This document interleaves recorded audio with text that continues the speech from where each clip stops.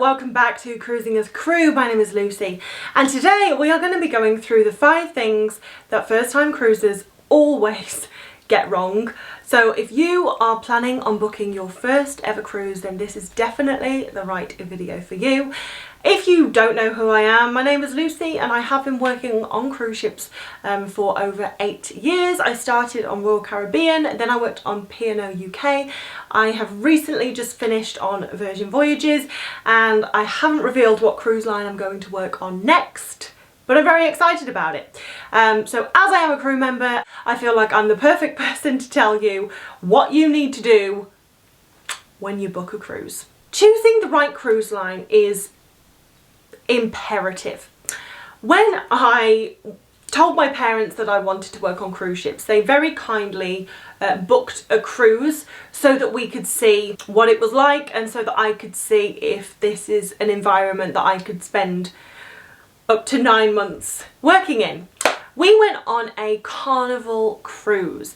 Now, while me and my younger brother had a fantastic time, my parents weren't over enamoured with Carnival Cruise Line, and it actually put them off cruising for good. They were like, if you want to work on them, fine, but we are never going on a cruise again. It wasn't until I started working on P&O UK and I managed to beg my parents to come on a cruise. They came on a cruise very reluctantly and they loved the P&O cruise that they came on. So my point is, picking the wrong cruise line can really destroy your outlook on cruising. When I worked on P&O, I would interact with young families who were really frustrated because they'd come on this P&O cruise and there just simply wasn't enough going on for their kids. Like, the kids clubs weren't great, there wasn't enough, it just wasn't geared up for young families, and they would have been way better off on a Royal Caribbean ship or a Carnival ship. Whereas when I worked on Royal Caribbean, I had like more mature English people come up to me and they're like, what is this? Why are we here? I'm like, you're on the wrong cruise line. You would be far happier on Cunard, P&O, Silversea or something like that. So it's really important that you take the time to research cruise lines before you book your cruise, and don't just go for the one that's offering the best deal. Although it can be tempting, you really need to do your research on this, and you can do that on Cruise Critic or simply by watching videos like this. Now, you can divide cruise ships up into 4 categories. There are the mass cruise lines, which are very resort-like. There is always something going on. They are geared up for families. These cruise lines usually go around the Mediterranean, Alaska or the Caribbean, and these cruise lines consist of Carnival Cruise Line, Royal Caribbean, MSC and the Norwegian Cruise Line. And these cruise ships are usually on the bigger side, so they're carrying like 4,000 plus passengers, and there is just always something going on. Then you have the premium cruise lines. So these are like mid-sized cruise ships that are carrying between 2,000 and 3,000 passengers, and these include cruise lines like Virgin Voyages, Cunard, Holland America and Disney Cruise Line. So these ships will still have a wide range of activities, but they won't have those huge resort-like facilities like the mass cruise lines, because I feel as though the focus on the premium cruise lines is on the ports that you go to rather than the things to do on the ship. That's not to say there is not things to do on the ship, there's plenty, but there's not as much, mainly because although they are geared up for kids, they're not as geared up for kids as the mass cruise lines, if I'm honest. And I don't have kids, so you're going to have to take that with a pinch of salt, but I do, like, if I had a young family, I would 100% go on the mass cruise lines, because the kids clubs are just, I mean, you just can't get any better. There is so much to do for kids that it means that you, as the parents, are actually going to get a break. Whereas the entertainment on the premium cruise lines is going to be leaning more towards like dance classes, cooking shows, quizzes, bingo, like they're more adult focused activities. Then you have the small cruise lines. These are going to be like Oceania, Viking, Azamara, Saga and Windstar. These ships usually carry between 600 and 1,200 passengers, and although like the premium cruise line they're going to offer a very classic cruise experience, there's obviously going to be a lot more focus on the ports and the service. But going back to the ports, because these cruise lines are generally a lot smaller, they go to more exclusive destinations than the premium or the mass cruise lines would go to. Then you have the ultra luxury cruise ships that will carry 600 passengers or less. On all of the other categories of ships, there's going to be a range of cabins available, from like inside, ocean view, balcony and suites, whereas on these ultra luxury cruise ships you're only going to have suites available. And of course, the price tag is going to be hefty, but you are going to get, you know, the best ports, the best food, the best service. You know, on these ultra luxury cruise ships, there's a much higher crew to passenger ratio. Now, the smaller the ship, the more exotic the destinations are going to be, and the bigger the ships, the more, like, I guess, standard the destinations are going to be, like Alaska, the Mediterranean, the Caribbean. And the reason that, you know, Royal Caribbean Wonder of the Seas is not going to go to Tahiti is because it's simply not big enough, one, for the ship to dock, or the port simply couldn't cater to that many people getting off a cruise ship. So the reason that these mass cruise lines stay in those three areas is because they are geared up for cruise passengers. And to pick the right cruise line, I think you simply need to make a list of what's important to you. If you're a young family and you have kids, you're going to want fantastic kids clubs available. If you are a young couple and you don't want kids, then you might want to go on Virgin Voyages, which is an adults only ship. So make your list, do your research, and do put a lot of time and focus into selecting the right cruise line. Destination. So when you are booking your very first cruise, I think it's important that you don't like stray too far from the norm. So as I was saying, the Caribbean, the Mediterranean and Alaska are really geared up for cruise passengers. So if you choose one of these three destinations, you know that the excursions that are on offer are going to be well tested, so you're not going to be queuing for hours on end because the port can't deal with this many people. And cruises that operate in these regions usually offer about 1 to 2 sea days per week. This is good because it gives you a little glimpse into what a sea day entails. And you know, some people hate sea days and 1 or 2 is more than enough for them. Some people love sea days. So like if you do your first cruise and you're like, I really enjoyed those sea days, then maybe you can look into booking the Southampton to New York crossing, where you leave Southampton, you spend 7 days at sea and then you get to New York. But if that's your first ever cruise and you find out into the first day that you're actually horrendously seasick and you've still got 6.5 more days at sea, you are going to hate cruising. Now once you've chosen your cruise line and your destination, you are then going to have to select your cabin. Now a lot of people say, don't worry about your cabin, you're not going to spend much time in there, you're going to be out exploring the ports, exploring the ships. I used to be one of the people that said this to other people, like, don't worry about the cabin. I wholeheartedly disagree with my own statement.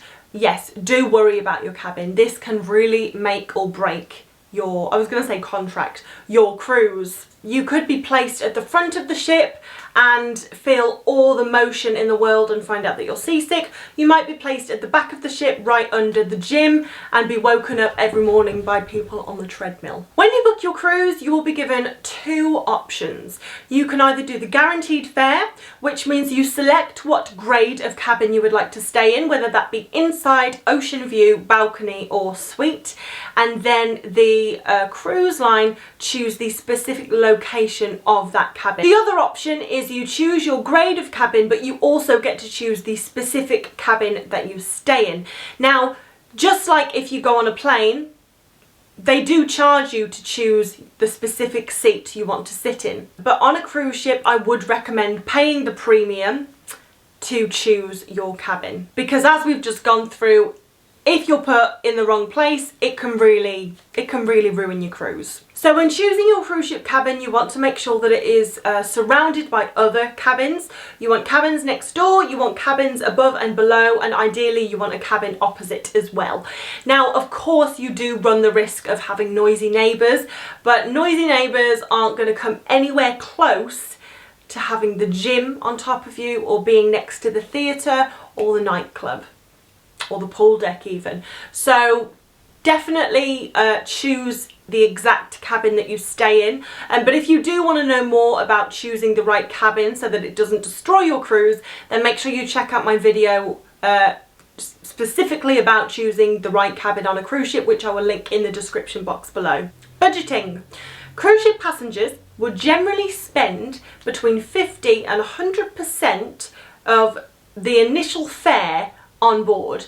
Meaning, if you've spent $800 to go on this cruise, you're probably going to spend between $400 and $800 when you are on board the cruise ship. Every cruise line will have different inclusions and extras. What you will find is, like, the mass cruise lines will have a lot of extras, and the more expensive the cruise, so if you go on the ultra luxury cruise ships, pretty much everything is going to be included.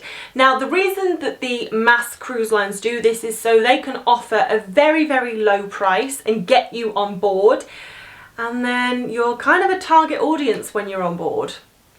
So this is why you are going to spend the same amount, I mean, in my opinion, if not more, than the initial fare when you are on board. So you're going to find that you have your, like, meals included, your basic food packages included. Of course, there are going to be specialty restaurants that you could spend extra on, but you don't have to.